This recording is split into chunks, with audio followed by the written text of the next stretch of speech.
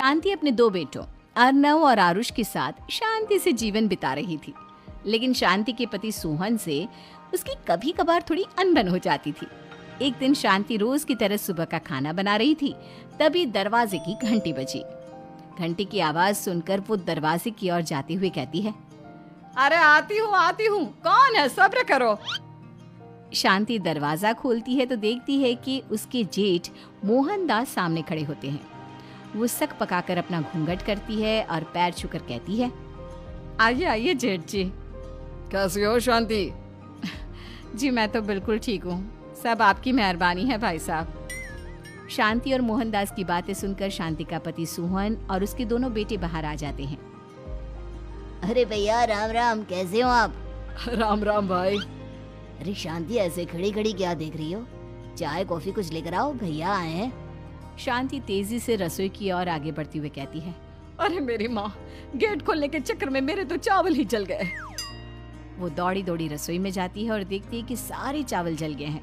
वो दोबारा चावल बनाने में लग जाती है। इतने में सोहन आवाज लगाता है, अरे शांति, तुम्हारे चावल का रोना खत्म हो गया हो तो चाय ले आओ।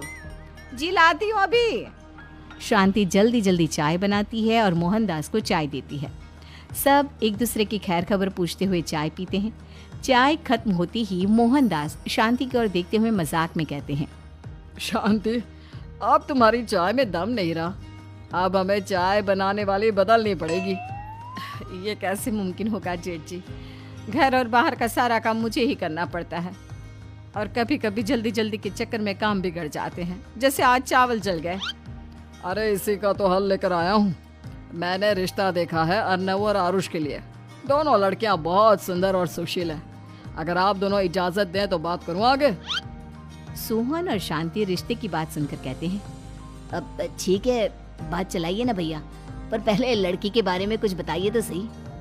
हाँ हाँ भाई साहब, लड़की कैसी है, परिवार कैसा है, कहाँ के रहने वाले हैं?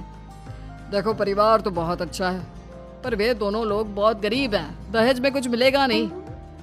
अरे हमें दहेज में कुछ चाहिए भी नहीं, बस लड़की संस्कारी होनी चाहिए।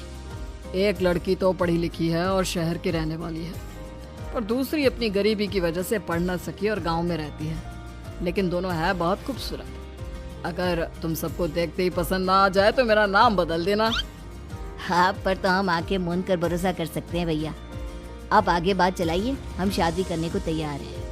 कुछ ही दिन में अर्नव और आरुष की शादी हो जाती है। आरुष की शादी अनपढ़ लड़की मंजरी से हो जाती है, जो कि बहुत भोली भी होती है, और अर्नव की शादी पढ़ी लिखी लड़की तनुजा से हो जाती है, जो कि घमंडी और चालू होती है। एक दिन मंजरी घर के काम कर रही थी कि अचानक शांति उसे आवाज लगाती है, बड़ी बहू, ओ बड़ी बहू, मंजरी जल्दी यहाँ आओ। मंजरी जल्दी जल्दी शांति के पास जाती है। बेटा मेरे पैर दबा दे, बहुत दर्द हो रहा है। जी माँ जी, बस बर्तन धोकर आती हूँ। अरे बैठ यहाँ, मेरे पैर में बहुत तेज दर्द हो रहा है, बर्तन छोटी बहू धो लेगी। मंजरी शांति के पैर दबाने लगती है तो शांति तनुजा को आवाज लगाती है, छोटी बहू, और छोटी बहू। तनुजा थोड़ी देर से आराम से चलकर आती है। जी माँ जी, आपने बुलाया मुझे? आपको कोई काम था क्या? तू कुछ काम कर रही है या?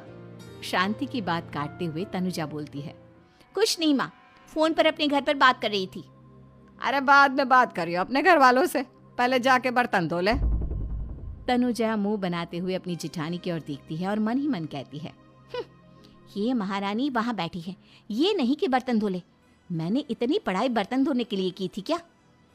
तनुजा दांत पीसकर वहां से चली जाती है। अगले दिन सब दफ्तर चले जाते हैं, तभी डाकिया चिट्ठी लाता है। शांति चिट्ठी लेकर मंजरी से कहती है, बड़ी बहू, जरा छोटी बहू को बुलाना, एक चिट्ठी आई है। मेरी तो आंखें कमजोर है तो मुझसे पढ़ा नहीं जाएगा।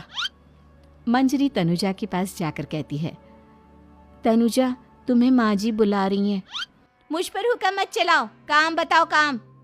अरे मैंने तुम पर कहाँ हुक्म चलाया, और हुक्म चला भी दूंगी तो क्या हुआ, तुम तो मेरी छोटी बहन की तरह हो ना। तुम जैसी अनपढ़, जाहिल और गांव की गवार मेरी बहन नहीं हो सकती। बेचारी मंजरी तनुजा की बात सुनकर अपना सा मुंह लेकर रह गई।